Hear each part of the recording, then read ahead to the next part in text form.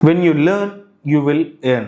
S, நீங்கள் எப்போ கற்றுக்கிட்டே இருக்கிறீங்களோ அப்போ நீங்கள் வந்து பார்த்தீங்கன்னா நிறையா சம்பாரிச்சுக்கிட்டே இருக்கலாம். ஆமாங்கய்யா. ஸோ அந்த மாதிரி நீங்கள் இப்போ இருக்கிற ஒரு லெவலில் இருந்து நெக்ஸ்ட் லெவல் சேலரிக்கு போகணும். லைக் இப்போ நான் ஒரு 30,000 வாங்குறேன், இல்லை 20,000 ப்ளஸ் வாங்குறேன், எனக்கு வந்து ஒரு 70,000 80,000 அந்த மாதிரியான ஒரு பேக்கேஜில் ஜாப்புக்கு போகணும் அப்படின்னு யோசிச்சுட்டு இருந்தீங்கன்னா, எஸ், இதே உங்களுக்காக ஒரு வரப்பிரசாதம். அது என்ன அப்படிங்கிறத நீங்கள் தெரிஞ்சுக்கிறதுக்கு இந்த வீடியோ ஸ்கிப் பண்ணாமல் ஃபுல்லாக பாருங்கள். அந்த சேனல் எப்போ ஃபஸ்ட் டைம் பார்த்தீங்கன்னா விலைக்கு நீங்கள் பண்ணுவீங்க. அப்போ தான் மக்களுக்கு வந்து நம்ம போடக்கூடிய வீடியோஸ்லாம் உங்களோட வேணும் அது தரும்.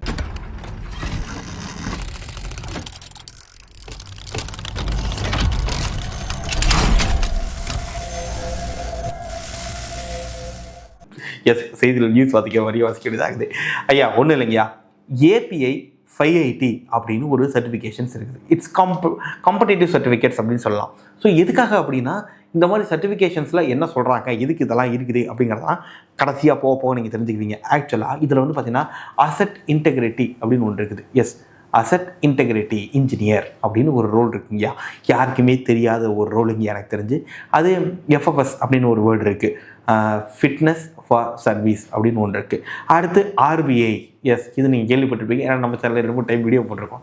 Risk based inspection. ஸோ இது எல்லாம் மிக்ஸ் பண்ணி உள்ளடக்கிய ஒரு கோடு, ஒரு சர்டிஃபிகேஷன் தான் இந்த API 5IT அப்படிங்கிறது. ஐயா ஜென்ரலாக வந்து பார்த்தீங்கன்னா ஆல்ரெடி நான் ஒர்க் பண்ணிட்டு இருக்கிறோம். இப்போ நாங்கள் வந்து பார்த்தீங்கன்னா QC ட்ரைனிங்லாம் கொடுத்துட்ருக்கோம் இல்லையா. இந்த QC ட்ரைனிங்லாம் முடிச்சுட்டு ஃபீல்டுக்குள்ளே ஒர்க் பண்ணுறாங்க அப்படின்னா அவங்களுடைய வேலை என்னவாக இருக்கும் அப்படின்னா, ஒரு பாய்லர்லையோ, இல்லை பாய்லர் எடுத்துக்கோமே, ஒரு பாய்லர்லையோ ப்ரெஷர் வெசல்லையோ இன்ஸ்பெக்ஷன் பண்ணி அது உள்ள டிஃபெக்ட் இருக்குது அப்படின்னா அந்த டிஃபெக்டை ஃபைண்ட் அவுட் பண்ணுறது தான் எங்கள் வேலை. இல்லை அந்த பாய்லரை மேனுஃபேக்சர் பண்ணுறாங்கன்னா மேனுஃபேக்சர் பண்ணும்போது எது டிஃபெக்டாக இருக்குதா இல்லையா, இருந்துச்சுன்னா என்ன பண்ணணும் அப்படிங்கிற பார்த்து டிஃபெக்ட் இல்லாமல் ஒரு குவாலிட்டியான ப்ராடக்ட்டை கொடுக்கறது தான் ஒரு QC இன்ஜினியர், QC இன்ஸ்பெக்டரோட வேலையாக இருக்கும். இவங்க இந்த API இன்ஸ்பெக்டர்ஸ் என்ன பண்ணுறாங்க அப்படின்னா, ஒருபடி, அதாவது APIனா அமெரிக்கன் பெட்ரோலியம் இன்ஸ்டிடியூட் அப்படின்னு சொல்லுவாங்க. இந்த API இன்ஜினியர்ஸ் என்ன பண்ணுறாங்க, ஒரு அசெட் இன்டெகிரிட்டி இன்ஜினியரோ, இல்லை FFS பண்ணுறவரோ, இல்லை RBI பண்ணுறவரோ என்ன பண்ணுவாங்க அப்படின்னா, டேமேஜை பற்றி நம்ம படிச்சிருக்கோம். எஸ், ஒரு டிஃபெக்ட் வருதுன்னா ஏன் வருது, எதனால் வருது, அது வராமல் இருக்கிறதுக்கு என்ன பண்ணணும், இதுதான். ஒரு வெல்டிங்கில் ஒரு பொராசிட்டி வருதுன்னா ஏன் வந்துச்சுன்னா அது 1008 காரணம் இருக்கும். அப்போ இதெல்லாம் வராமல் தடுக்கணும்னா இதெல்லாம் ஃபாலோ பண்ணால் இதெல்லாம் தடுத்துடலாம். இதான் நம்மளுக்கு தெரியும். ஆனால் இவங்க என்ன பண்ணுறாங்க அப்படின்னா, டேமேஜ் மெக்கானிசம் பற்றி பிடிக்கிறாங்க. இது என்ன இது? இந்த வேர்டு எனக்கு ரொம்ப புதுசாக இருந்துச்சு, பிடிச்சிருக்கு, ரொம்ப பிடிச்சிருக்கு. எஸ், டேமேஜ் ஓகே, டேமேஜ்னு நம்மளுக்கு தெரியும். இதனால் டேமேஜ் மெக்கானிசம் அப்படின்னு ஒன்று சொல்கிறாங்க அப்படின்னு சொல்லிட்டு கொஞ்சம் ஆழ்ந்து உள்ளே குதிச்சு பார்த்தா சில தகவல் நம்மளுக்கு வந்துச்சு. அதாவது என்னென்னா, இப்போ வந்து பார்த்திங்கன்னா இந்த டேங்கை வந்து பார்த்திங்கன்னா அந்த பாய்லர் வந்து ஃபஸ்ட்டு உருவாக்கும் போதே டிசைன்லாம் கால்குலேட் பண்ணியிருப்போம். இத்தனை வருஷம் லைஃப் தாங்கும் அப்படிங்கிறதெல்லாம் நம்ம கால்குலேட் பண்ணிட்டு அதுக்கு ஒரு திக்னஸ் வந்து பார்த்திங்கன்னா ஒரு 14 mm பிளேட்டை திக்னஸ் யூஸ் பண்ணி நம்ம வந்து பாய்லர்லாம் செஞ்சுருக்கிறோன்னு வச்சுக்குவோம். அதுக்கப்புறமா ஒரு 5 வருஷமோ 10 வருஷமோ கழிச்சு இன்ஸ்பெக்ஷன்ஸ் வரும். ஷடவுன் ஜாப்லாம் சொல்லுவோம் இல்லையா, ஷடவுன் ஜாப்னு. அந்த இடத்துல இன்ஸ்பெக்ஷன் போய் அதனால் திக்னஸ்லாம் செக் பண்ணி பார்ப்போம், UTலாம் செக் பண்ணி பார்ப்போம், RT வேணும் RT செக் பண்ணி பார்ப்போம். செக் பண்ணி அதுவும் வந்து QC இன்ஜினியர்ஸ் தான் பண்ணுவாங்க. செக் பண்ணி அதோடைய ரிப்போர்ட்லாம் எடுத்து வச்சுருப்பாங்க.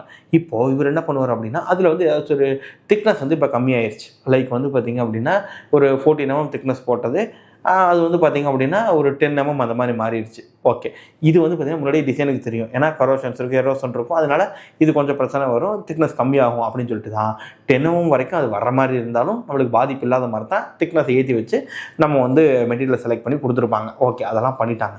இப்போது திக்னஸ் என்ன ஆகுது அப்படின்னா, இந்த 10 mmக்கு கீழே 8 mm மாறிடுது.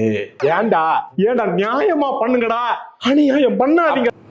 ஓகே, இப்போ 8 mm மாறிடுச்சுன்னா இந்த பாய்லரை நீங்கள் ரன் பண்ண முடியுமா? சாரி, எனக்கு தெரியாது.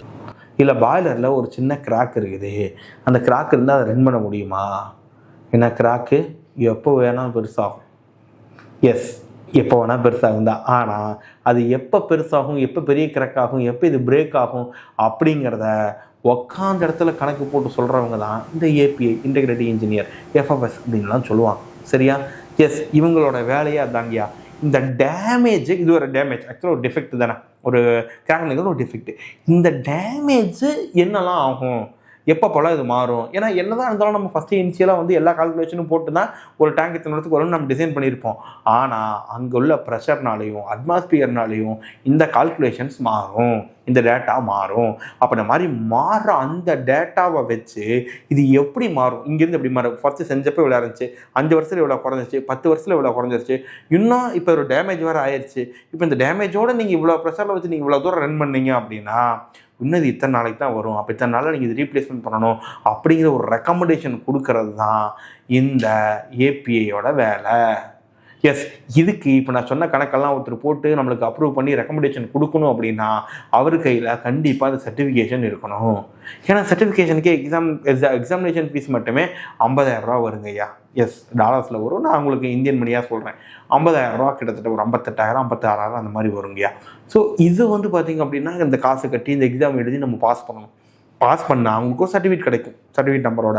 இந்த சர்டிஃபிகேட் உங்களுக்கு இருந்துச்சுன்னா தான் என்ன பண்ணுவாங்கன்னா, இந்த மாதிரி டெஸ்க்கு தான் டேபிளில் உட்காந்தோமா எல்லா ரிப்போர்ட்டு வரும், 10 வருஷத்துக்கு முன்னாடி பண்ணது, அதுக்கு முன்னாடி பண்ணது, இது ரிப்போர்ட்டெல்லாம் என்னென்ன சொல்லுது அப்படிங்கிறத பார்த்து அனலைஸ் பண்ணி கால்குலேட் பண்ணி பக்காவா ஐயா இதை பார்த்திங்கன்னா இன்னொரு 2 வருஷத்தில் நீங்கள் இந்த பாய்லரை மாற்றணும், அதனால் இப்போயே பாய்லர் செய்ய சொல்லிடுங்க, கரெக்டாக மாற்றிடுங்க, அப்போ தான் இது வேலை செய்யும்.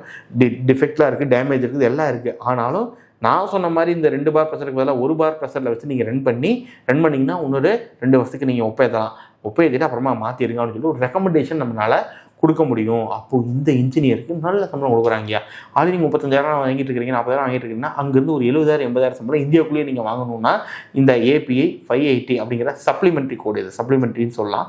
ஸோ API 580 அப்படிங்கிறத நீங்கள் படிக்கலாம். டேமேஜ் மெக்கானிசம் பற்றி நீங்கள் படிக்கணும். ஸோ ஆக்சுவலாக இதை பார்த்திங்க அப்படின்னா ஒரு ப்ரிப்பரேட்டரி கிளாஸ் மாதிரி டோட்டலாக ஒரு கோர்ஸ் பேக்கேஜாக நாங்கள் கொடுத்துக்கிட்டு இருக்கோம். நான் சொல்லியிருந்தேன் ஆரம்பத்திலே 50,000 வந்து எக்ஸாமினேஷன் ஃபீஸ். இது இல்லாமல் இதுக்கான ஃபீஸ் பார்த்திங்கன்னா 1,20,000 + GST இந்த மாதிரி ஒரு கோர்ஸ் இருக்கும். ஆக்சுவலாக இதை சொல்லிக் கொடுக்குறதே பார்த்திங்கன்னா நான்லாம் சொல்லிக் கொடுக்க மாட்டாங்கய்யா, நீங்கள் என்னெல்லாம் எதிர்பார்க்கக்கூடாது. ஆக்சுவலாக இது பார்த்திங்கன்னா ஃபீல்டுக்குள்ளே ஆல்ரெடி ஏபிஐலாம் முடிச்சுட்டு கிட்டத்தட்ட 20+ இயர்ஸ் இதே ஃபீல்டுக்குள்ளே அசட் இன்டெகிரிட்டி இன்ஜினியராகவும் அந்த வெல்டிங் இன்ஸ்பெக்டராகவும் ஒர்க் பண்ண, கிட்டத்தட்ட இன்றைக்கும் கரண்ட்டாக ரஷ்யாவில் ஒர்க் பண்ணிகிட்டு இருக்கிறவர் தான் உங்களுக்கு இந்த ஏபிஐக்கான ட்ரைனிங் கொடுக்க போகிறாரு. ஏன்னா ட்ரைனிங் கொடுக்குறது மட்டும் இல்லை, உங்களுக்கே தெரியும் பிளேஸ்மெண்ட் தான் ரொம்ப முக்கியம். நீங்கள் 30,000 சம்பளம் வாங்கிட்டு இருக்கிற நீங்கள் 70,000 சம்பளத்துக்கு ஸ்விட்ச் பண்ணணும்.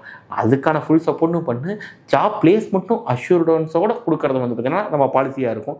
அதனால் நீங்கள் இந்த அசட் இன்டெகிரிட்டி அதாவது ஏபிஐயில் நீங்கள் எந்த கோர்ஸ் பண்ணணுன்னாலும் நீங்களை காண்டாக்ட் பண்ணலாம். இல்லை இந்த கோர்ஸை பற்றி எனக்கு எதுவுமே புரியல, நான் ஆல்ரெடி வேறு ஃபீல்டில் தான் ஒர்க் பண்ணிக்கிட்டு இருந்தேன், இப்போ நான் திடீர்னு இந்த ஏபிஐ படித்து இதுக்குள்ளே போகலாமா அப்படிங்கிற மாதிரி எந்த டவுட்டாக இருந்தாலும் கீழே வாட்ஸ்அப் நம்பர் கொடுத்துருக்கேன், வாட்ஸ்அப்பில் கால் பண்ணலாம், மெசேஜ் பண்ணலாம். அது டேரெக்டாக என் நம்பருக்கு நீங்கள் கால் கூட பண்ணலாம். அல்லது இந்த கோர்ஸ் பற்றி இன்னும் தெளிவாக நீங்கள் தெரிஞ்சுக்கணும்னு நினச்சிங்கன்னா டிஸ்கிரிப்ஷனில் லிங்க் ஒன்று வச்சுருக்கோம், ஜஸ்ட் கிளிக் பண்ணுங்கள், டீட்டெயில் ஃபில் பண்ணுங்கள், நாங்களே உங்களுக்கு கால் பண்ணி ஃபுல் டீட்டெயில்னு சொல்கிறோம். ஸோ வேறு என்ன வீடியோஸ்லாம் உங்களுக்கு போடலாம் அப்படிங்கிறத நீங்கள் கமெண்ட்டில் சொல்லுங்கள். Thank you so much.